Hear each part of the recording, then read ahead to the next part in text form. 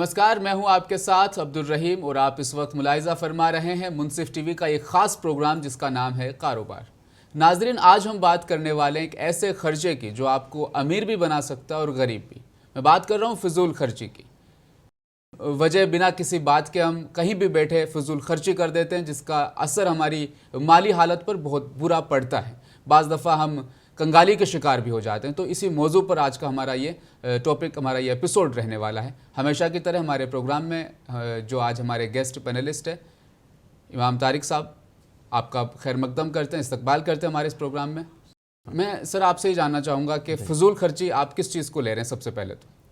जी देखिए, फ़िजूल खर्ची आज के ज़माने में बहुत ज़्यादा इम्पॉर्टेंट हो गया है। मतलब आप देखिए हर शोबे में आपकी लाइफ के, जैसा कि आपका पर्सनल लाइफ है या फिर आपकी बिज़नेस लाइफ है जी, या फिर आप जो है सोशल लाइफ है। आजकल तो सोशल मीडिया पे भी हमें बताने का शौक़ है कि भाई हमने नई चीज़ ख़रीदी है या नया कुछ करा है, और उसके लिए बताने के लिए भी करते हैं। तो ये चीज़ें आज आप अगर आज के माहौल में देखें तो इतना ज़्यादा ख़र्चा हो गया, इतना ज़्यादा ओवर एक्सपेंडिचर हो रहा है, और नौजवानों में ख़ास तौर पे इतना ज़्यादा ओवर एक्सपेंडिचर कर रहे हैं, ओवर ख़र्चा कर रहे हैं कि आपके फ्यूचर की जो आज़ादी है या फ्यूचर के जो आपके सेविंग्स, जो आज ये जो आप सेव करेंगे, इसको आप इन्वेस्ट करेंगे तो ये पैसा मल्टीप्लाई होगा।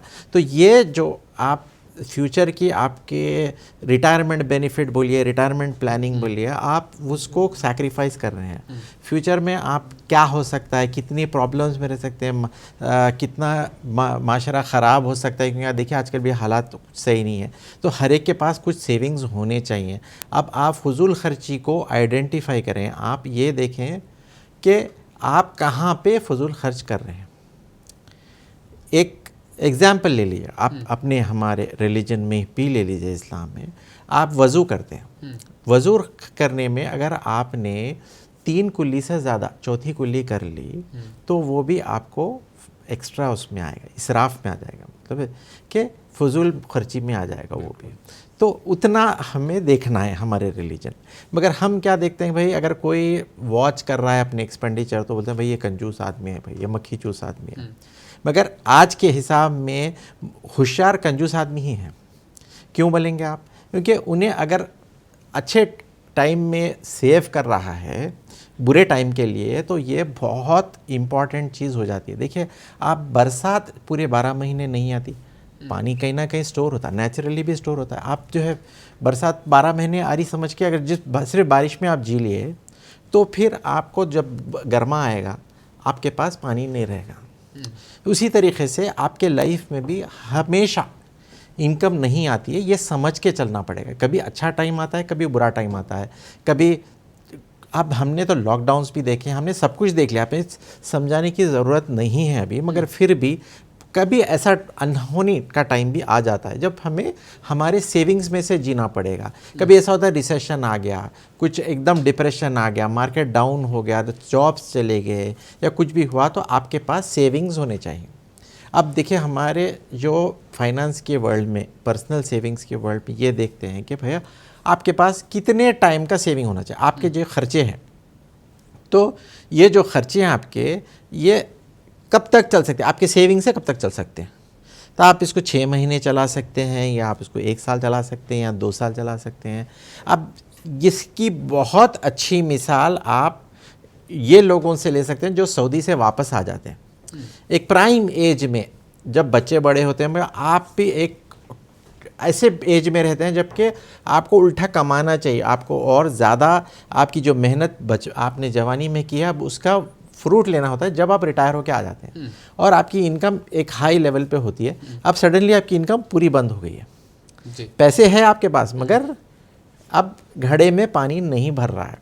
अब जब घड़े में से पानी बाहर जाना है, सिर्फ बाहर ही जाना है, घड़ा खाली हो जाएगा, क्योंकि आपका जो सेविंग का घड़ा है वो खाली हो जाएगा आपके रिटायरमेंट के बाद। तो आप जब यंग हैं, आप ये सोचिए कि जब आप वापस आएंगे तो आपके पास इनकम बंद हो जाएगी और आपका खाली खर्चा चालू होगा। तो आप यंग हुए जब भी सोच के आप वो तरीके से प्लान करिए अपनी सेविंग, और इन्वेस्टमेंट भी उसी तरीके से करिए।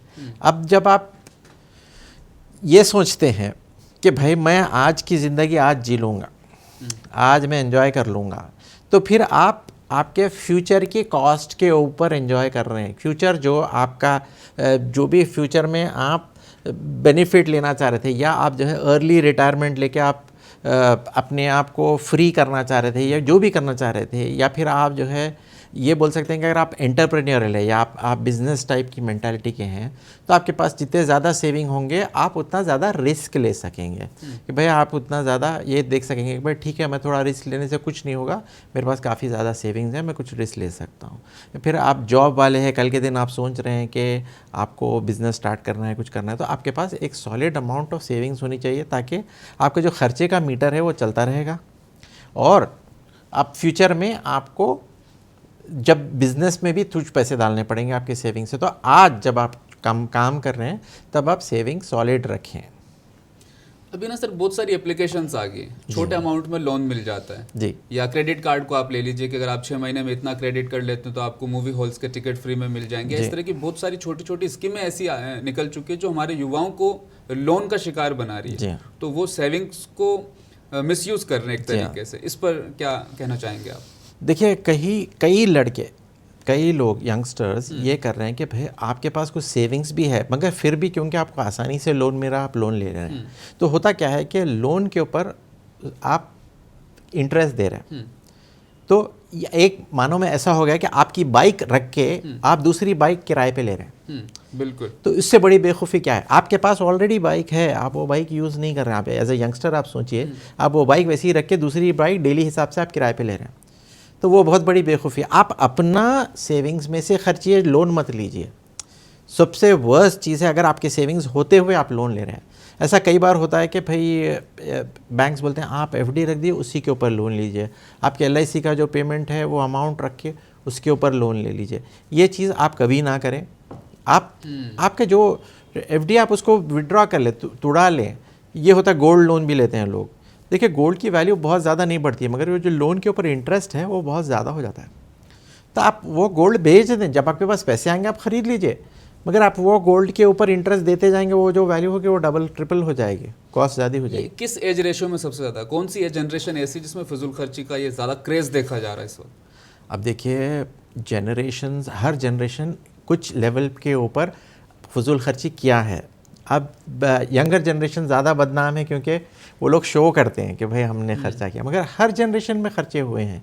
आप देखिए, पुराने नवाबों के दौर में हमने मूवीज़ में देखा है कि इस तरीके से नवाबों ने खर्चा किया और रोड पे आए हैं। हमने ऑलरेडी देखा है कि जब आमदनी बंद हुई, खर्चे वैसे ही रह गए तो सारे के सारे प्रॉब्लम में आए। तो वो इश्यूज़ हुए हैं। उसी तरीके से अगर आप एल्डर्स को ले लें तो बच्चों की शादियों के ऊपर खर्चा करते हैं, तो बेहिसाब खर्चा करते हैं। अब आप बोलेंगे नहीं सिर्फ युवा ही खर्चा करते हैं, तो वो गलत बात। युवा का क्या है कि यूजुअल खर्चा है ना सर जी। देखिए, शादी देखिए, अगर आप यूजुअल खर्चा है तो आप उसके ऊपर कितना खर्चा कर रहे हैं, कितने डिशेस बन रही है, कितने बात सिर्फ डिशेस की नहीं है। आप देखिए, मुझे आप 25 डिशेस के भी होटल में लेके चले जाइए, मगर मैं एक ही इन्वाइटी हूँ, मैं एक ही अगर गेस्ट हूँ, तो कुछ नहीं होगा, आपका खर्चा 1000 रुपये ही होगा या 1100 रुपये होगा। अगर आप उसी को 2000-3000 गेस्ट बढ़ा लेते हैं और वही 25 डिश रखते हैं, तो आपका बहुत ज़्यादा खर्चा हो जाएगा। और वो 2000 गेस्ट में आपके कितने जिगरी दोस्त हैं, कितने आपके वो भी देखना ज़रूरी है। मिल भी नहीं पाते आप 2000 जी हाँ, मिल भी नहीं सकते हैं आप। और कई लोगों को ऐसा होता है कि भाई अरे हमारा टारगेट है 2000 आदमी तो होने चाहिए, या हमारे 800 आदमी हैं, हमारे समाज में नाम समाज में नाम होने के लिए लोग क्या करते हैं कि भाई लोन ले लो, और या तो फिर जो है लड़की वालों पे बोझ डाल दो और जोड़े की रकम लो और उसको भी खर्चा कर दो शादी पे ही। और फिर जो है कई बार ऐसा भी होता है कि शादी पे ख़र्चा कर देते हैं और बाद में फिर उसका लोन की किस्त भरते भरते आधी ज़िंदगी निकल जाएगी, दो दूल्हा दुल्हन की या फिर उनके पेरेंट्स की। और ऐसा भी हो रहा है कि कई लोग शादी करने को ही पोस्टपोन करेंगे क्योंकि उनके पास पैसे नहीं है, इवन बॉयज़ में, लड़कों में भी। तो ये सब चीज़ें कोविड ने हमें सिखाया है कि भाई आपको खर्चे की ज़रूरत नहीं है। आप 25 आदमी आपके पास से आएंगे, 25 आदमी दूसरे के पास से आएंगे, काम आपका जो होना है वही होगा।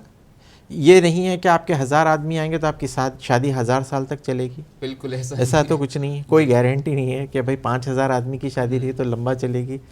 तो वो तो आप लड़का और लड़की के म्यूचुअल उस पर रहेगा और उनकी खुशी कि भाई लड़की आपकी खुश रहेगी अगर आप बड़ी शादी करेंगे, वैसा कोई डाउट वो नहीं है।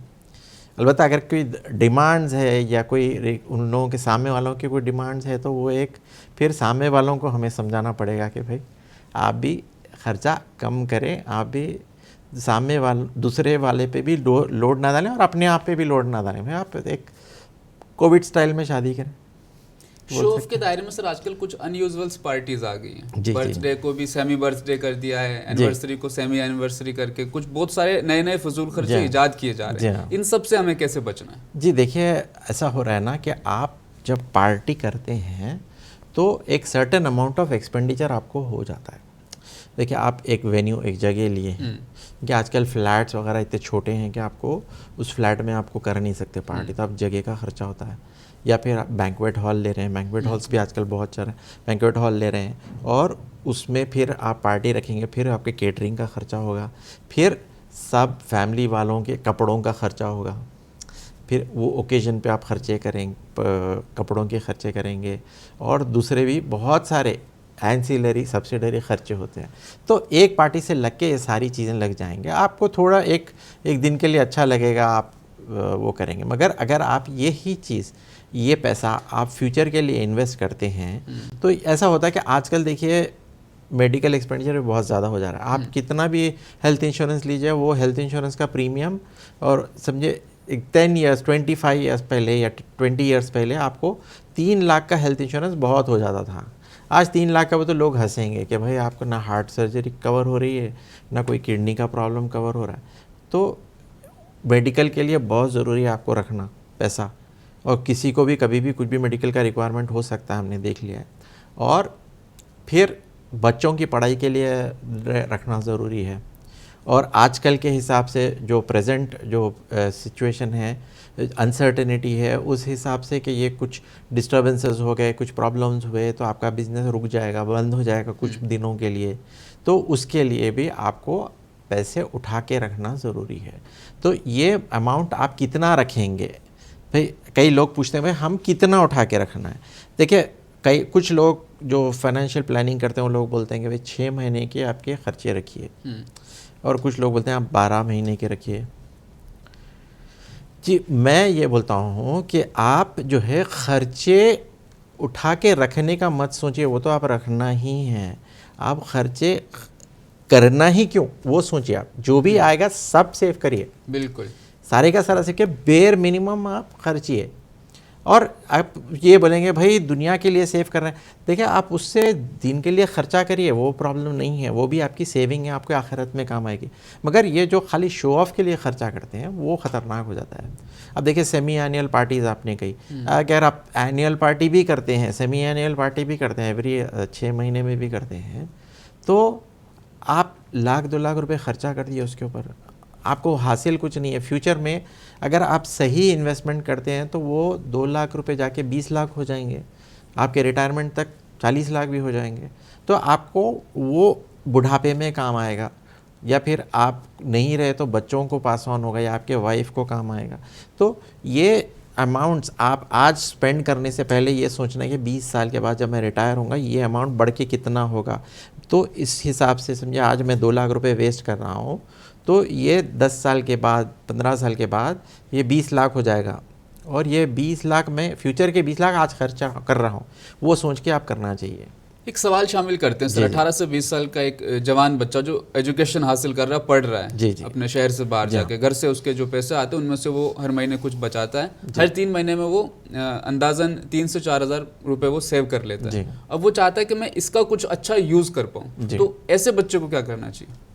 जी देखिए 3 से 4 हज़ार आप सेव कर रहे हैं आपके सेविंग्स में से, फादर पेरेंट्स के सेविंग्स में से, तो आप ये करें कि पेरेंट्स को बोल दें भाई ये मैंने सेव कर लिया, अगले महीने का आप मत भेजें। बिल्कुल, ये भी हो सकता है। डेफिनेटली ये देखिए ये तो पेरेंट्स के पैसे हैं, आपको आपने सेव किया तो बहुत अच्छी चीज़ है। आपको ये बताना भी चाहिए पेरेंट्स को कि देखिए मैं कम में चला रहा हूँ, आप अगले महीने के मत भेजाइए, मेरे पास ऑलरेडी हैं, ताकि उन पे लोड ना पड़े।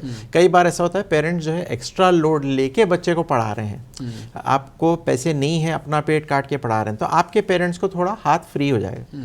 नहीं, आप ये फील करेंगे ठीक है ऐसे फैमिली का है कि भाई मेरे को पेरेंट्स को फ़र्क नहीं पड़ता है, तब आप ऐसा करें कि आप कोई ऐसे एक्सचेंज ट्रेडेड फंड्स होते हैं, ETF वगैरह होते हैं, या फिर ऐसे कोई बॉन्ड्स होते हैं जिसमें आप इन्वेस्ट करके रख सकते हैं पैसे जब भी। हाँ, छोटे इन्वेस्टमेंट्स आपके कहीं भी एक्सेप्ट होते हैं। आजकल जो है रियल एस्टेट में भी आप छोटा इन्वेस्टमेंट कर सकते हैं, जो रीट्स बल्कि आ रहे हैं, रियल एस्टेट इन्वेस्टमेंट ट्रस्ट बल्कि आते हैं, तो उसमें आप रियल एस्टेट में भी इन्वेस्ट कर सकते हैं। रियल एस्टेट इन्वेस्टमेंट ट्रस्ट में ये लोग क्या करते हैं कि 2-2 हज़ार के यूनिट्स बनाए हैं, अच्छा, जो स्टॉक मार्केट में ट्रेडेड होते हैं। तो आप डायरेक्ट स्टॉक मार्केट में से उतना रियल एस्टेट का फंड ले सकते हैं। 4,000 के आप 2 यूनिट ले लिए, तो आपका काम हो गया, 4,000 का ले लिया। उसके ऊपर जितना भी 4,000 पे रेंट आएगा, एवरी ईयर आपको वो रेंट जमा होते जाएगा।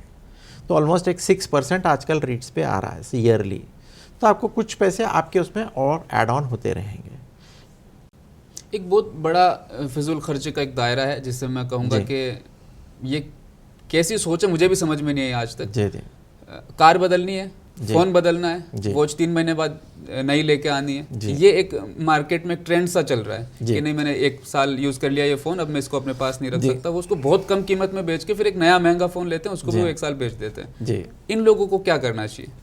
देखिए, ये क्या है, अभी ये जो प्रेजेंटली सोशल मीडिया का जो चल रहा है उसके अंदर जो है आप लेटेस्ट फ़ोन कैरी कर रहे हैं, या फिर बच्चे भी जो साथ में रखते हैं, एक रेस की तरह हो गई कि भाई मेरे पास लेटेस्ट iPhone 13 Pro है या नहीं है, या फिर कुछ है मेरे हाथ में या नहीं है। तो ये चीज़, एक तो आप देखिए, फ़ोन अगर आप प्रॉपर कवर में रखते हैं तो आपका कौन सा फ़ोन है कोई बॉदर नहीं कर रहा है, आप ये याद रखें। अगर आपका फ़ोन कवर में, अभी मेरा फ़ोन अगर आप ये देखते हैं तो ये कौन सा फ़ोन है आपको पता नहीं चलेगा, कवर में है ये फ़ोन। तो ये आपका MI होगा या कुछ भी होगा, आपको पता नहीं चलेगा कि कौन सा फ़ोन है। तो इट डजेंट मैटर, अगर आप प्रॉपरली कवर्ड रख रहे हैं आपका फ़ोन, तो इट डजेंट मैटर कि आप कौन सा फ़ोन कैरी करें, आपका कवर अच्छा होना चाहिए, डिसेंट और अच्छा कवर रहना चाहिए। तो नॉर्मली मेरा फ़ोन MI ही होता है कभी भी। उसके कई रीजंस है, आर्टिफिशियल इंटेलिजेंस काफ़ी उसके अंदर डाली गई है। अच्छा। तो आप देखें कि आप जो भी चीज़ कैरी कर रहे हैं आप सोशली एक्सेप्टेबल भी रखें और उसको आप प्रॉपरली मेंटेन करें। अगर आपकी नई गाड़ी है और आप गंदी गरद में धूल में रख रहे हैं, रोज़ आप उसको पोंछ के धो के नहीं रख रहे हैं, तो वो वेस्ट है। उसके बजाय आपकी 5 साल पुरानी या 8 साल पुरानी गाड़ी है और आप उसको अच्छा से चमका के रखें, तो आपकी नई गाड़ी से अच्छी दिखेगी, वो अच्छी रहेगी। और देखिए, गाड़ी जब भी आप उस पे से शोरूम से उतरती है, उतरते ही 1-2 लाख रुपए उसका वैल्यू कम हो जाती है। तो आप ऑलवेज सेकेंड हैंड गाड़ी भी ले सकते हैं, अगर आप उसको अच्छी नीट एंड क्लीन रखते हैं तो इट डजेंट मैटर आपने कहाँ से ख़रीदी, क्या कर रहा है। ये जो करंट ट्रेंड है कि भाई आप थोड़े दिनों में फ़ोन चेंज करें, लेटेस्ट आ रहा है तो चेंज करें, इसके अंदर होता यह है कि देखिए, हेनरी फोर्ड के बारे में मैंने पढ़ा था। हेनरी फोर्ड जो कार्स के स्टार्टिंग में उन्होंने फोर्ड कार निकाली थी और उसको काफ़ी प्रोमोट भी किया था और काफ़ी बिक रही थी। तो उनकी जो गाड़ी थी, फोर्ड गाड़ी जो उन्होंने बनाते थे, वो एक मॉडल उनका बहुत अच्छा सक्सेसफुल हुआ, मॉडल T। तो ये जो मॉडल था जो सक्सेसफुल हुआ है, उसको वो नई अपग्रेड उसको चेंज करने, उनको डिसीजन था कि अभी उसको और एडवांस करूं या इसी को और आगे चलाऊं। तो ये क्या होता है, जैसा हम लोग एडवांस करते हैं कार को, अगर शेप चेंज करते हैं, कुछ करते हैं, तो उसके डाइज वगैरह चेंज करना होता है, तो उस पर फिर काफ़ी खर्चा होता है। तो उन्होंने डिसाइड किया कि मैं यही कार को सेम कंटिन्यू करूँगा और कुछ साल मैं ऐसे ही बेचूँगा। तो उसमें जो डाइज नहीं चेंज करने का उनको जो खर्चा बचा है और उन्होंने जो कंटिन्यूस प्रोडक्शन रखा है, उससे वो लोग उन्होंने बेशुमार दौलत उन्होंने कमाई और काफ़ी पैसा उन्होंने बचाया, ताकि आज देखिए फोर्ड फाउंडेशन, फोर्ड के कई चीज़ें ऐसे चला रहे हैं वो लोग। तो ये डिसीजन, आपकी गाड़ी अगर आज है, आप और 2-3 साल उसको खींच ले सकते हैं, जबकि आज उन्हें EMI फ्री हो गई। और EMI फ्री हो गए, बाद में लोगों को बेचैनी शुरू होती है कि भाई नया EMI स्टार्ट कर लूँ, ये बेच दूँ, ये कार बेच दूँ, इसको मैं शुरू में एडवांस अमाउंट के लिए दे देता हूँ और फिर नया EMI स्टार्ट कर लेता हूँ। उसके बजाय अगर समझे आप 3 इयर्स और आप खींच लिया और आपको EMI फ्री आपकी लाइफ रही, तो उसमें आपको जो टेंशन फ्री रहेगा, आपको सेविंग्स रहेंगी, या फिर आपका जॉब उस पीरियड में चला गया तो आपको ईएमआई नहीं रहेगा, वो टेंशन नहीं रहेगी, आप कम से कम सेविंग्स में मिनिमम में आप चला सकते हैं लाइफ। तो उस तरीके से आपका जो कार का लाइफ थोड़ा एक्सटेंड करिए और वो पैसा सेव करिए, ताकि आप फ्यूचर में जो ये आप इन्वेस्ट करेंगे, ये जो सेविंग होंगी इन्वेस्ट करेंगे, फ्यूचर में आपको ज़्यादा काम आएगा, आपको आपके फैमिली मेम्बर्स को ज़्यादा काम आएगा। तो आपके कार की जब होल्डिंग पीरियड आप एक्सटेंड करते हैं, बहुत ज़्यादा सेविंग होती है। कभी कैलकुलेट करके देखें आप तो बहुत ज़्यादा सेविंग होती है।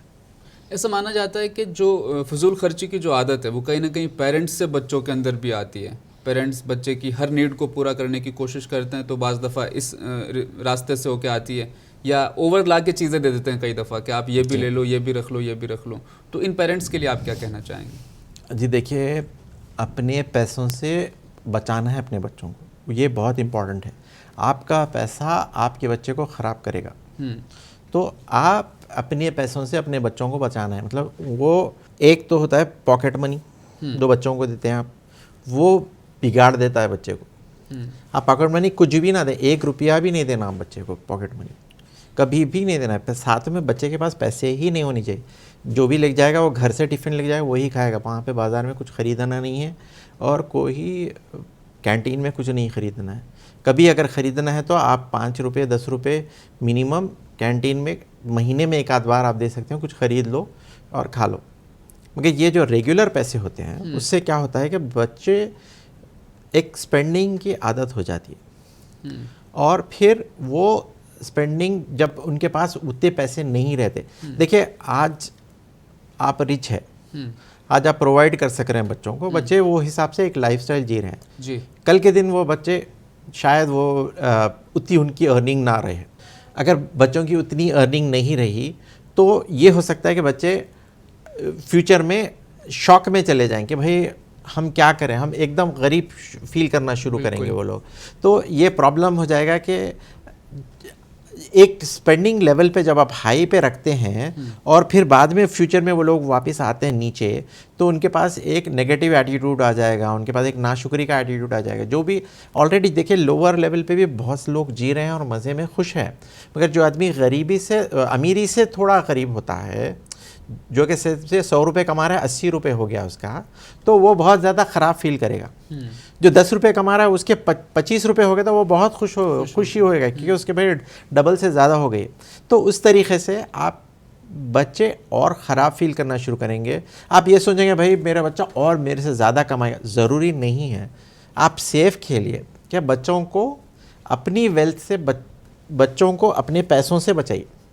फ्यूचर में जब उनको वेल्थ मिलेगी तो उन्हें ये रहेगा कि भाई मेरे खर्चे की कभी आदत ही नहीं थी, तो वो वेल्थ आपकी सेव होगी। बच्चे फिर और जनरेशन्स के फ्यूचर जनरेशन्स को वो वेल्थ ट्रांसफ़र हो सकेगी। अगर उसके पास खर्चे की बेहिसाब आदत हो गई तो आपका पैसा सारा वो शुरू के ही कुछ सालों में खर्च देगा।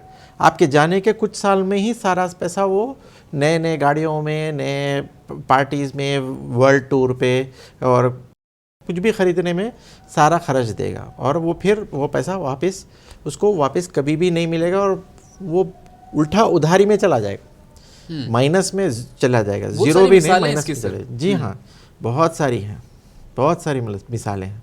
तो हमारे पैसों से हमें हमारे बच्चों को बचाना है, वो भी इम्पॉर्टेंट हो जाता है। चाहे आपके कितने भी पैसे हों, मगर आप बच्चों को हाथ में पैसे ना दें। चाहे आप 10,000 ही कमाते हों, भाई मैं तो मेरा कौन सा, मैं गरीब आदमी हूँ, मैं कुछ दे रहा हूँ, नहीं, कुछ भी नहीं देना। आप बहुत अमीर आदमी है तभी भी नहीं देना है। दोनों कंडीशन में आपको इस बात का ख्याल रखना है। जी हाँ। एक आखिर में ये सवाल मैं आपसे हमेशा लेता हूँ जी, एक एडवाइस जो आप अभी देने वाले हैं कि फजूल खर्ची को कैसे कम किया जाए, और अगर आपको लगता है कि मैं पैसे अपने पास रखूँगा नहीं, लेकिन फिर भी उनको कहाँ पे वो मतलब इन्वेस्ट करें ताकि फ्यूचर में वो सोर्स बना रहे इनकम। देखिए, इन्वेस्ट के लिए तो आप हमारा चैनल देखते रहिए, हम लोग और आगे आपको बहुत सारे इन्वेस्टमेंट के तो बहुत सारा ऑप्शंस हैं, बहुत सारे एवेन्यूज़ हैं, इन्वेस्ट आप कर सकते हैं। ये है कि आप एक जो स्लोगन मैं आज के लिए दूंगा कि कंजूसी बुरी चीज़ नहीं है। आज के हिसाब में आप देखिए, कंजूसी बुरी चीज़ नहीं है। क्यों? क्योंकि आप जो हिसाब से लोग खर्चा कर रहे हैं, आपको कहीं ना कहीं ब्रेक लगाना ज़रूरी है। आप बिना ब्रेक की गाड़ी हो जा रही है हमारे पास आजकल, तो ये आप ये ज़रूर देखें, कहीं ना कहीं आपको रोक लगानी है। आपको ये सोचना है कि क्या ये आइटम मेरे लिए आज 100% ज़रूरी है, इसके बगैर मेरा कुछ नहीं चल सकता, या फिर मैं इसे चला सकता हूँ इसके बगैर। तो फिर आप मत लें। अगर चला सकते हैं तो आप मत लें, इवन तो आपके जेब में पैसे होंगे आप मत लें। और क्रेडिट कार्ड पे तो हरगिज़ मत जाएं। क्रेडिट कार्ड सबसे बड़ा स्कैम है। और ये जो नए ऐप्स आ गए हैं, छोटा मोटा पैसा देते हैं आपको, बेहिसाब खून चूस रहे हैं आपका। क्रेडिट कार्ड पर थोड़ा सा एक्सप्लेन से आप बताइए। जी जी, देखिए क्रेडिट कार्ड ऐसा होता है कि आपने 1 लाख रुपए लिया तो हर महीना आपको 5,000 रुपये देना है, मगर वो 5,000 रुपये में 4,000 रुपये सूद जाएगा। बिल्कुल। और वो 1 लाख का सिर्फ 99,000 ही होगा आपका, 95,000 कम नहीं हो जाएगा। तो आपने 10 महीने में 50,000 भर दिए, मगर वहाँ पे सिर्फ 10,000 ही माइनस होंगे, बाकी के 40,000 आपके इंटरेस्ट में जाएंगे। तो इतना ज़्यादा इंटरेस्ट लगाता है क्रेडिट कार्ड कि आपका असल अमाउंट सारा ऐसे कैसा ही रह जाएगा। अगर आपको क्रेडिट कार्ड को रीपे करना है तो आपको कुछ भी करके पूरा उसको ज़ीरो लाना पड़ेगा और फाड़ के फेंकना पड़ेगा। ये बहुत ज़रूरी है। क्रेडिट कार्ड को आप कभी भी यूज़ ना करें। अगर आप डिसिप्लिन्ड आदमी नहीं है तो आप यूज़ ना करें। अगर आप डिसिप्लिन्ड है, एवरी मंथ आप वो ड्यू डेट के पीरियड से पहले भरते हैं, तब आप यूज़ कर सकते हैं क्रेडिट कार्ड को। वो भी आपका काफ़ी वाइट पैसा ख़राब होगा और उसमें आपको इनकम टैक्स में जवाब देना पड़ेगा। आप 2 लाख से ज़्यादा सालाना का क्रेडिट कार्ड पे खर्चा कर दिए तो इनकम टैक्स आपको नोटिस भी जा सकता है कि आपने ये किया है और आप इनकम टैक्स रिटर्न क्यों नहीं डालें। तो बेहद शुक्रिया आपका। बहुत दिलचस्प हमारा आज का ये टॉपिक था। फिजूल खर्ची से आपको बचना है। कंजूसी अगर आप कर रहे हैं तो इस ज़माने में ये जो हालात इस वक्त जो बने हुए हैं इसके मुताबिक बहुत अच्छी चीज़ होगी आपके लिए, क्योंकि कोविड ने हमें सिखाया कि हम कम चीज़ों में हम किस तरह से आसान हमारे जीवन को बना सकते हैं, हमारी ज़िंदगी को कैसे हम आसान और भी ज़्यादा बना सकते हैं।